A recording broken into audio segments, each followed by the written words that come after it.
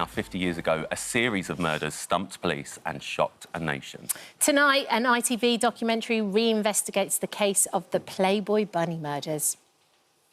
The Playboy Club, London, home of celebrities and aristocrats. Well, welcome you all to the Playboy Club here in London.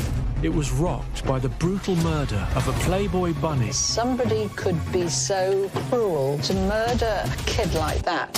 But digging deeper, I would unearth other tragedies.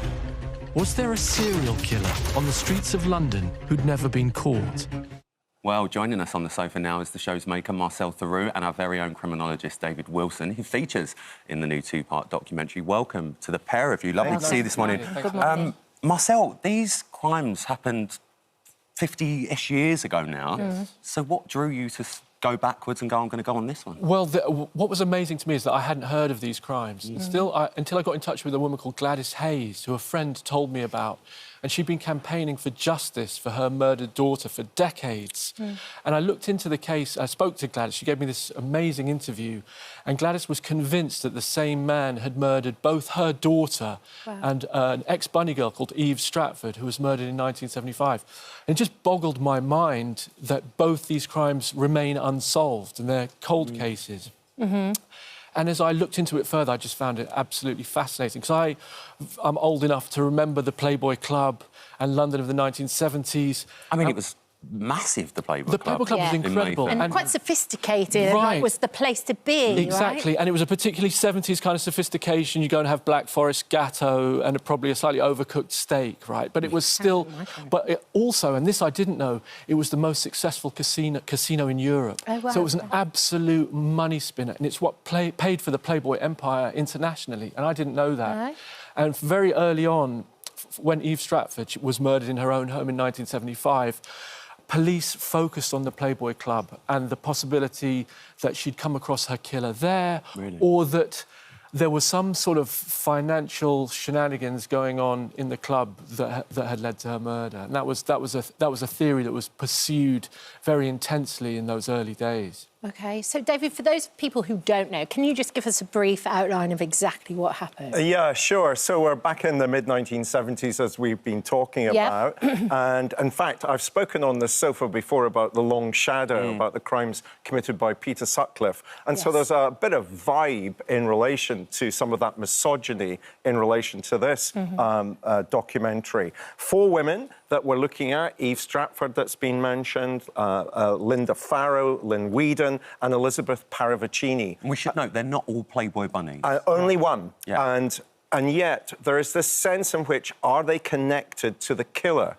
And Marcel very kindly involved me in the documentary because he wanted to know something about the criminology. How would we link these particular cases? Is it right that they were linked at the time? And clearly there are some connections between a number of the victims in terms of the crime scene, in terms of how the poor woman was killed. And that's really the journey that Marcel goes on to see, well, can we get to some conclusion? Because I think you were very affected by talking to Linda Farrow's mother, Gladys, weren't you? And that really hit home for you. Yeah, well, a 92-year-old woman says, I hope you can help me. Yeah. Oh, my It really touches you, and It's you heartbreaking. think... Yes, and sadly she died 2 years ago, and it never got justice for her daughter. But talking to her, you really sensed how her life had been defined by this one tragic event. The documentary is so interesting. Let's take a little look at the clip you can see now. When did you last see Bunny Ava alive? It was round about Valentine's Day in '75, because she's in a photo shoot. That's our little Ava there. You don't want to be macabre, but it is a month later she's dead. It is an awful... Absolutely. When did you hear the news of her death? What did you feel at that point when you... I was sick. Really quite sick. That somebody could be so cruel as to murder a kid like that for no reason. She would never have done anything to provoke that sort of murder. Marcel, I mean, it's a real tough watch, but so interesting. This has taken up nearly 4 years of your life. Yeah. What's been the most difficult part about those 4 years for you? Well, it was interesting because I started thinking it might be a book or a podcast, and it ended up being this TV show which is on tonight. And I think at the beginning I was fascinated by the murders. I wanted answers. I was kind of intellectually intrigued. How could this possibly have happened?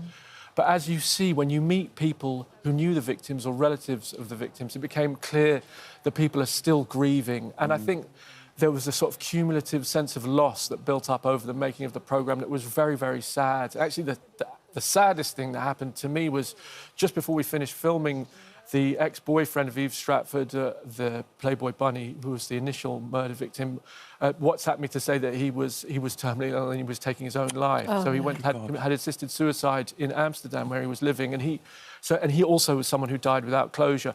So I just think it was encountering a lot of people for whom the grief was still very raw. That's and no really answers. painful. No answers. Yeah. And David, do you think there were no answers because they were Playboy bunnies? Do you think this is why the case has been left unsolved for so long? I think the reason that the case has been left unsolved is because we're back in the 1970s, so we're a decade away from DNA profiling. We're into old style policing, you know, were there witnesses? Pen and paper.